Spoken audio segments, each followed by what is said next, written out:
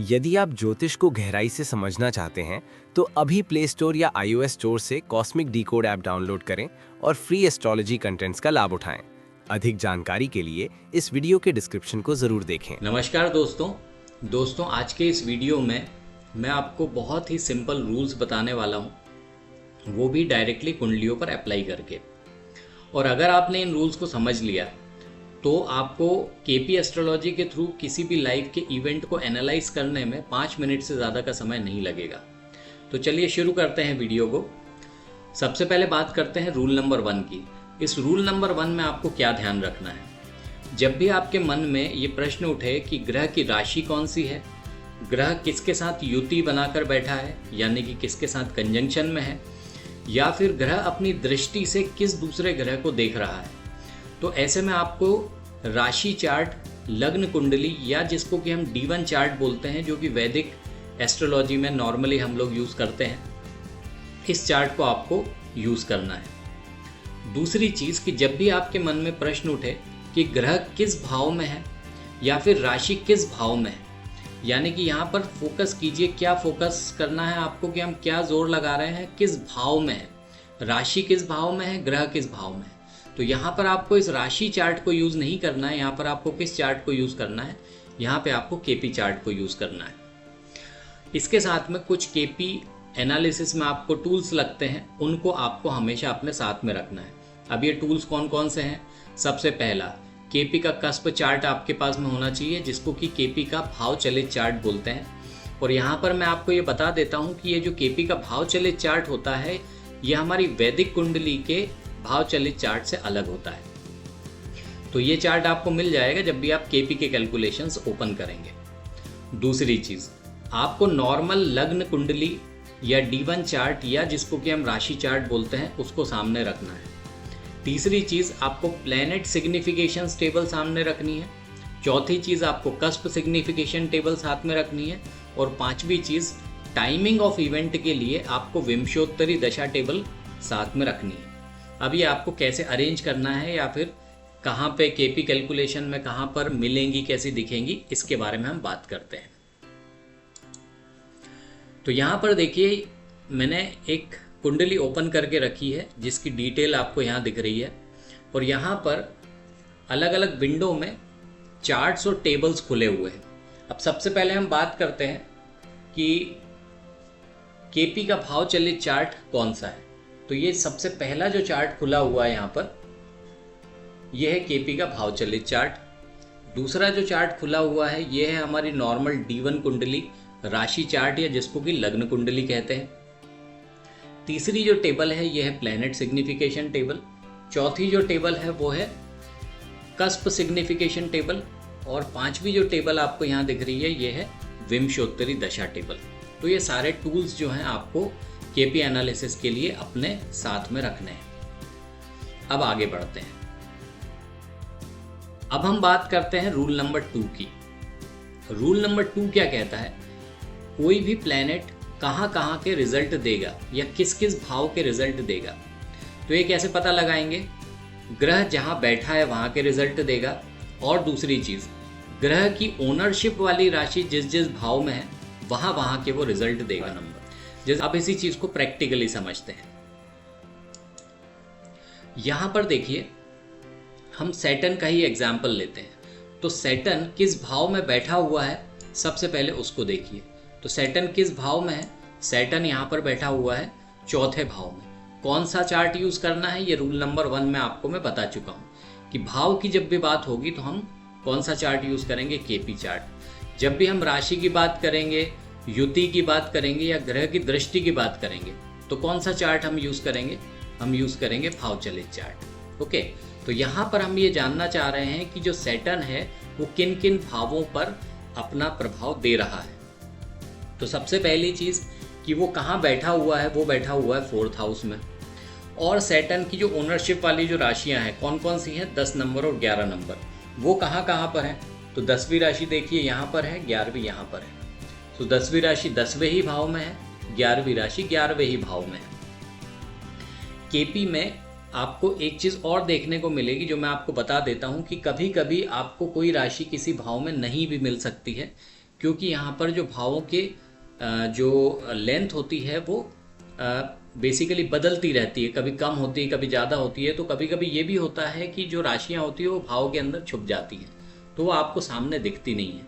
तो अगर मान लीजिए कि केपी में ऐसा हो कि यहाँ भी 11 नंबर की राशि लिखी हो और यहाँ भी 11 नंबर की राशि लिखी हो, तो ऐसे में आप क्या कहेंगे कि सैटर्न बैठा कहाँ पर है, 4th हाउस पे, तो 4th हाउस के रिजल्ट देगा। और उसकी ओनरशिप वाली राशियाँ कौन कौन सी है, 10 और 11। ठीक है, सो 10 और 11, अब यहाँ पर 10 जो है वो तो छुप गया बीच में।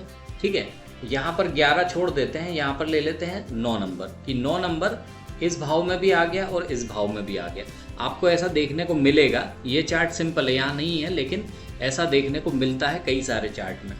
अब सैटर्न की जो ओनरशिप वाली जो राशि है 10 नंबर तो किसी भी भाव में नहीं दिखेगी, 11 नंबर वाली जो राशि है वो आपको इस भाव में दिख रही है, 11 नंबर वाले भाव में। तो ऐसे में आप क्या कहेंगे, ऐसे में आप कहेंगे कि सैटर्न जो है वो 4 और 11 इन दो भावों के रिजल्ट आपको दे रहा है। सो ये है रूल नंबर 2। अब अगले रूल पर चलते हैं। अगला जो रूल है दोस्तों वो है रूल नंबर 3। ये रूल क्या कहता है कि कोई भी ग्रह अपने से पहले अपने नक्षत्र स्वामी के फल देगा। अब ये नक्षत्र स्वामी का पता कैसे चलाएंगे वो हम कुंडली पर देखते हैं। तो फिर से याद करिए रूल नंबर 1 को, कि रूल नंबर 1 में मैंने आपको क्या कहा था। मैंने आपको कहा था कि कुछ टेबल्स, इंपॉर्टेंट टेबल्स और केपी के टूल्स आपके सामने होने चाहिए, जिसमें कि केपी का कस्प चार्ट, के आपकी राशि कुंडली, प्लैनेट सिग्निफिकेशन टेबल, भाव कस्प सिग्निफिकेशन टेबल और विंशोत्तरी दशा टेबल, ये सब आपके सामने होना चाहिए। तो यहाँ पर देखिए सारी की सारी चीज़ें खुली होगी। अब हम क्या रूल पढ़ रहे हैं, हम ये रूल पढ़ रहे हैं कि कोई भी प्लैनेट अपने से पहले किसके रिजल्ट देता है, प्रेफरेबली या प्रायोरिटी में किसके रिजल्ट देता है, अपने नक्षत्र लॉर्ड के।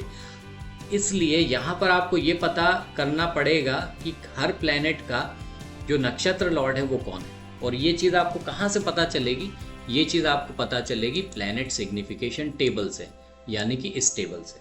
तो यहाँ पर फिर से हम ले लेते हैं सैटर्न का ही एग्जाम्पल ले लेते हैं कि सैटर्न जो है उसका जो नक्षत्र लॉर्ड है वो कौन है, केतु है।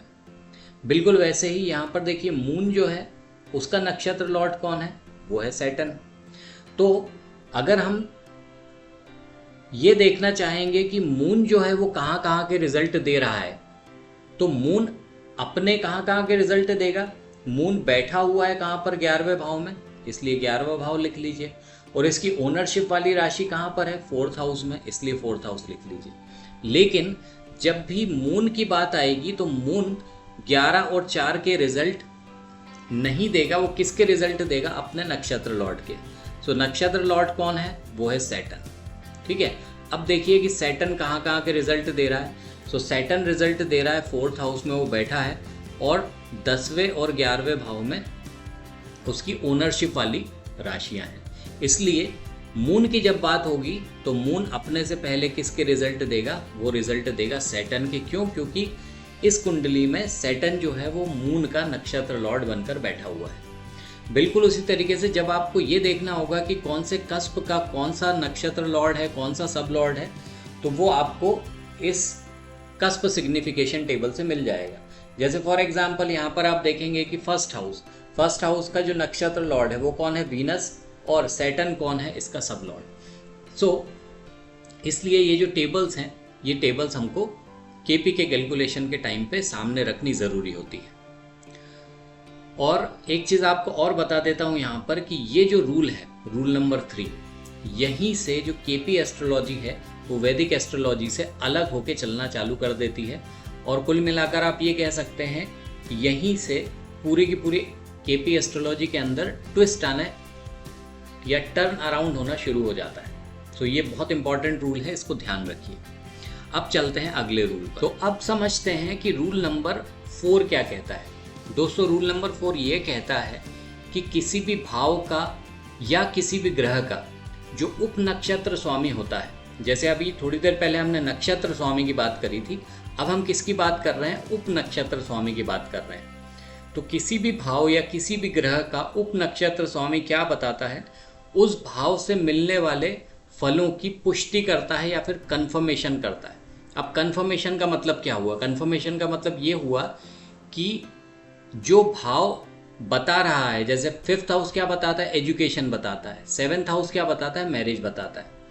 अब मान लीजिए कि 7th हाउस मैरिज बता रहा है, तो क्या वो मैरिज फाइनली हो पाएगी या नहीं हो पाएगी? इसका जो कंफर्मेशन है वो कहाँ से होगा? वो कंफर्मेशन होगा उस पर्टिकुलर भाव के सब लॉर्ड से। अगर सब लॉर्ड ने कह दिया कि ये जो मैरिज है वो होगी, तो फिर मैरिज होगी। और अगर सब लॉर्ड ने मना कर दिया कि मैरिज नहीं होगी, इसका मतलब मैरिज नहीं होगी और आप आगे बढ़ने का कोई प्रश्न उठता ही नहीं है। अब इसको कुंडली पर देखते हैं कि किस तरीके से इस रूल को हम यूज़ करेंगे। सो यहाँ पर हम कौन सा इवेंट लेते हैं? हम लेते हैं मैरिज का इवेंट। ठीक है, मैरिज के इवेंट के लिए जो हमारे पास सपोर्टिंग हाउसेस, कस्प या भाव होते हैं वो कौन से होते हैं? 2, 7, 11। और जो प्राइमरी कस्प होता है हमारा वो कौन सा होता है? 7th cusp. तो हमको क्या करना है कि 7th कस्प का सब लॉर्ड चेक करना है। ठीक है, तो यहाँ पर देखिए 7th कस्प का जो नक्षत्र लॉर्ड है वो जुपिटर है और सैटर्न क्या है? सब लॉर्ड है। तो अगर सैटर्न ने प्रॉमिस दे दिया कि मैरिज होगी तो फिर मैरिज होगी, और अगर सैटर्न ने कंफर्मेशन नहीं दिया तो हम साफ कहेंगे कि मैरिज नहीं होगी। सो यहाँ पर सबसे पहले हम देखते हैं कि सैटर्न कौन कौन से भाव को सिग्निफाई कर रहा है। तो यहाँ पर देखिए सैटर्न कहाँ बैठा हुआ है? 4th हाउस में। ओनरशिप वाली राशियां कहाँ पर हैं? 10th और 11th हाउस में। हमें कौन कौन से हाउसेस चाहिए थे? 2, 7 और 11। इनमें से कोई भी एक हाउस अगर सब लॉर्ड ने दिखा दिया तो हम क्या कहेंगे? मैरिज का कंफर्मेशन दे देंगे, यस मैरिज होगी। सो कई बार क्या होता है कि कोई भी क्लाइंट आपके पास में आता है ना, तो वो आपसे कहता है कि मैरिज मेरी कब होगी। तो आप कब के लिए एनालिसिस बाद में करिए, सबसे पहले ये देखिए कि उसकी जो मैरिज है वो एक्चुअल में प्रॉमिस है भी या नहीं। और ये आप कैसे पता लगाएंगे? ये जो मेथड मैंने आपको सब लॉर्ड की बताई है उससे आप इस पर्टिकुलर इवेंट का जो है वो कंफर्मेशन लेंगे। और ना ही सिर्फ इस इवेंट का, लाइफ के हर इवेंट का कंफर्मेशन आपको यहीं से मिलेगा। दूसरी चीज़ जो सब लॉर्ड लेवल पे क्या चीज़ और पता लगती है, वो ये भी पता लगती है कि इवेंट एग्जीक्यूट तो हो रहा है लेकिन फाइनली उसका आउटकम क्या आने वाला है। जैसे फॉर एग्जांपल एक बच्चा है जो कि पढ़ने में बहुत अच्छा है, बहुत अच्छी पढ़ाई करता है, स्कूल टाइम से जाता है, लेकिन फाइनली जब वो परीक्षा में बैठता है तो उसका पेपर खराब हो जाता है और उसका रिजल्ट खराब आता है। तो उसने पूरे साल भर जो अच्छे से पढ़ाई करी वो किसके कारण करी? क्योंकि उसके नक्षत्र लॉर्ड ने अच्छे हाउसेस, सपोर्टिंग हाउस को सिग्निफाई किया था। लेकिन रिजल्ट क्यों खराब आया? क्योंकि जो सब लॉर्ड है उसने सपोर्टिंग हाउस की बजाय निगेटिव हाउस को सिग्निफाई करना शुरू कर दिया। सो नक्षत्र लॉर्ड क्या बताता है कि ओवरऑल आपकी जर्नी कैसी है, लेकिन जर्नी कैसी चलेगी, लेकिन फाइनल आउटकम उस जर्नी का क्या मिलेगा वो कौन बताएगा? वो बताएगा सब। और नक्षत्र लॉर्ड और सब लॉर्ड लेवल पे जाके जो हम कैलकुलेशन करते हैं दोस्तों, यहीं से पूरी केपी एस्ट्रोलॉजी जो है वो वैदिक एस्ट्रोलॉजी से बदल के नए फॉर्म में आपको रिजल्ट देना शुरू कर देती है। सो ये बहुत इंपॉर्टेंट रूल है, इसको ध्यान रखिए। अब हम चलते हैं अगले रूल पर। अब हम बात करते हैं रूल नंबर 5 की। रूल नंबर 5 क्या कहता है कि यदि किसी ग्रह का नक्षत्र स्वामी खुद वह ग्रह बन जाए तो आप क्या करेंगे? तो फिर आप अगले लेवल यानी कि उसके उप नक्षत्र स्वामी को नक्षत्र स्वामी जैसा मान लेंगे और वहीं से आप उसके जो रिजल्ट है वो कैलकुलेट कर लेंगे। अब ये रूल आपको कुंडली पर कैसे देखना है उसकी बात करते हैं। अब यहाँ पर देखिए कि एक प्लैनेट है जुपिटर। सो जुपिटर का जो नक्षत्र लॉर्ड है वो कौन है? वो खुद जुपिटर ही बन के बैठा हुआ है। सो ऐसे केस में जबकि आपको प्लैनेट खुद ही नक्षत्र लॉर्ड बना हुआ मिल जाए तो फिर आप नक्षत्र लॉर्ड के रिजल्ट किससे देखना शुरू कर देंगे? फिर आप देखना शुरू कर देंगे उसके सब लॉर्ड से। तो यहाँ सब लॉर्ड कौन है? वीनस है। तो जब भी आपको बात आएगी कि जुपिटर कहाँ के रिजल्ट देगा तो हम कहेंगे जुपिटर नक्षत्र लॉर्ड के रिजल्ट देगा, लेकिन नक्षत्र लॉर्ड तो वो खुद ही है। तो हमने क्या मान लिया? सब लॉर्ड को नक्षत्र लॉर्ड मान लिया। सब लॉर्ड कौन है? वीनस है। वीनस कहाँ के रिजल्ट दे रहा है? वीनस बैठा हुआ है 5वें हाउस में, और ओनरशिप वाली जो राशियां हैं वो कहाँ कहाँ पर है, वो है दूसरे और 7वें हाउस में। तो वीनस कहाँ के रिजल्ट देगा, 2, 7 और 5, इन हाउसेस के रिजल्ट जो है वो वीनस देगा। तो इस तरीके से आपको इस रूल नंबर 5 को यूज़ करना है। ये बहुत इंपॉर्टेंट रूल है, और ये रूल ना यूज़ करने के कारण बहुत सारे लोगों के प्रेडिक्शंस गलत हो जाते हैं, बहुत सारे लोग इसको बताते नहीं हैं, छुपा लेते हैं। बट मैं आपको, आपके जो एनालिसिस हैं वो प्रॉपर रहें, इसलिए इस रूल को मैं आपको बता रहा हूँ। अब हम चलते हैं अगले रूल पर। अगला जो रूल है दोस्तों वो है रूल नंबर 6। और रूल नंबर 6 क्या कहता है कि कोई भी लाइफ का इवेंट कोई सिंगल भाव परिणाम नहीं देता है, बल्कि एक से ज़्यादा भाव मिलकर परिणाम देते हैं। जैसे फॉर एग्जाम्पल, आप नौकरी करते हैं और पैसा कमाते हैं, तो आपका पैसा किस वजह से आ रहा है? आपका पैसा सिर्फ आपकी मेहनत की वजह से नहीं आ रहा है, आपके पैसे के आने में आपके एम्प्लॉयर का भी हाथ होता है। ठीक है, जब आपकी शादी होती है तो शादी होने के साथ में क्या होता है, आपकी जो एक विश होती है मैरिज की वो फुलफिल होती है। दूसरी चीज़, जब आप शादी करते हैं तो आपका परिवार भी बढ़ता है। इसलिए जब कोई भी लाइफ का एक इवेंट एग्जीक्यूट होता है तो वो लाइफ का इवेंट केवल अपने कारण एग्जीक्यूट नहीं होता, उसके साथ में और सपोर्टिंग इवेंट भी होते हैं जो कि मिलकर उस इवेंट को कंप्लीट बनाते हैं। और यही केपी एस्ट्रोलॉजी का बहुत बेसिक फंडामेंटल रूल है।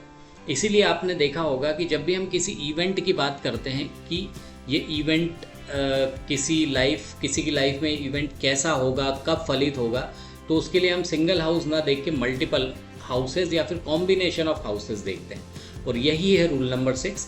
अब इसको हम कुंडली पर देखते हैं। यहाँ पर फिर से हम मैरिज के इवेंट की बात करते हैं। और मैंने अभी थोड़ी देर पहले बताया कि जो मैरिज का इवेंट है उसके लिए जो सपोर्टिंग हाउसेज हैं वो कौन कौन से हैं, 2, 7 और 11, जिसमें कि जो प्राइमरी हाउस है वो है 7th हाउस। तो अब हमको देखना है कि किसी व्यक्ति की जो मैरिज है वो प्रॉमिस है या नहीं है। तो उसके लिए हम क्या करेंगे, प्राइमरी कस्प पे जाएंगे। प्राइमरी कस्प पे जाने के बाद में हम क्या करेंगे, उसका सबलॉर्ड देखेंगे। ठीक है, और सबलॉर्ड देखने के बाद में हम देखेंगे कि क्या 2, 7 और 11 ये जो हाउसेज हैं इनमें से कोई हाउसेज आ रहे हैं। तो यहाँ पर देखिए सैटर्न 4th, 10th और 11th दे रहा है, यानी कि जो मैरिज का जो प्रॉमिस है वो प्रॉमिस कंप्लीट होता है। लेकिन इस रूल के हिसाब से एक जो हमारी जो एनालिसिस है वो एक स्टेप और आगे बढ़ जाती है। किस तरीके से कि मैरिज का प्रॉमिस तो सबलॉर्ड ने यस कर दिया, लेकिन मैरिज होगी कब, जबकि जो दशाएं आप लोग चेक करेंगे उस दशाओं में आपको 2, 7 और 11 ये आपको मिलना शुरू हो जाएगा। तो वो टाइम होगा जबकि उस पर्टिकुलर जो व्यक्ति है उसकी जो मैरिज है वो कंप्लीट हो जाएगी या एग्जीक्यूट हो जाएगी। तो सबलॉर्ड लेवल पे आपने चेक कर लिया कि 2, 7, 11 में से एक आ रहा है, ओके मैरिज है। लेकिन जब आप टाइमिंग ऑफ इवेंट निकालेंगे तब आपको क्या लेके चलना पड़ेगा, इन ग्रुप ऑफ हाउसेस को लेके चलना पड़ेगा। और उस समय पर आपको इस रूल को ध्यान में रखना ज़रूरी है। ये था रूल नंबर 6। अब हम चलते हैं रूल नंबर 7 पे। रूल नंबर 7 क्या बोलता है? रूल नंबर 7 ये कहता है कि किसी भी भाव से उसका जो 12th हाउस होता है या 12वां भाव होता है वो क्या करता है, उस भाव के फलों को काटना या फिर हानि देना शुरू कर देता है। ठीक है, जैसे मैरिज कौन देता है, 7वां। तो 7वें के फलों को काटना यानी मैरिज के प्रॉमिस को डिनाई करने का काम कौन करेगा, वो करेगा 6th हाउस। क्यों? क्योंकि 7th हाउस का जो 12th हाउस है वो कौन है, 6th हाउस। इसको हम प्रैक्टिकली कुंडली पर देख लेते हैं। तो यहाँ पर मैंने आपको पहले क्या बताया था, मैंने आपको ये बताया था कि जो मैरिज के लिए फेवरेबल हाउसेस आपको मिलेंगे वो कौन कौन से मिलेंगे, 2, 7 और 11। अब यहीं पे हम इनकी 12th हाउस की पोजीशन निकालते हैं। दूसरे हाउस का जो 12वां भाव है वो कौन सा होगा, 1। 7वें का जो 12वां है वो कौन सा होगा, 6। और 11वें का जो 12वां भाव है वो कौन सा होगा, 10। अब देखिए यहाँ पे इसके पीछे लॉजिक भी समझ लीजिए कि ये जो भाव के कॉम्बिनेशंस होते हैं वो क्यों ले रहे हैं। दूसरा हाउस जो है वो क्या बताता है, फैमिली। 7th हाउस क्या बताता है? मैरिज। 11th हाउस क्या बताता है? वो बताता है विश फुलफिलमेंट। अब अगर 2 की जगह 1 आ गया तो उसने किसको काट दिया? फैमिली को, यानी कि आपकी फैमिली नहीं बढ़ रही है। 6 आ गया तो उसने क्या बता दिया कि मैरिज नहीं हो पा रही है। और 10th आया तो उसने क्या बताया कि आपकी विश फुलफिलमेंट नहीं हो पा रही है। तो जब आपकी फैमिली नहीं बढ़ रही है, मैरिज नहीं हो पा रही है और ना ही आपकी विश फुलफिलमेंट दिख रही है, इसका मतलब कि यहाँ पर सारे के सारे हाउसेस कौन से आ रहे हैं? ये आ रहे हैं निगेटिव हाउसेस। आने कौन से चाहिए थे? Positive houses. तो आपने जब देखा कि 7th हाउस का सब लॉर्ड कौन है? सैटर्न। और मान लीजिए, अभी हम सिर्फ मान रहे हैं यहाँ पर, कि मान लीजिए सैटर्न ने इनको ना दिखाकर किसको दिखा दिया? 1, 6 और 10 को दिखा दिया। तो यहाँ पर आप सीधे सीधे कह सकते हैं कि इस व्यक्ति की जो लाइफ है उसमें मैरिज का प्रॉमिस नहीं है। ठीक है। और जब मैरिज का प्रॉमिस ही नहीं है तो आगे के कैलकुलेशन पे जाने की भी कोई ज़रूरत नहीं है।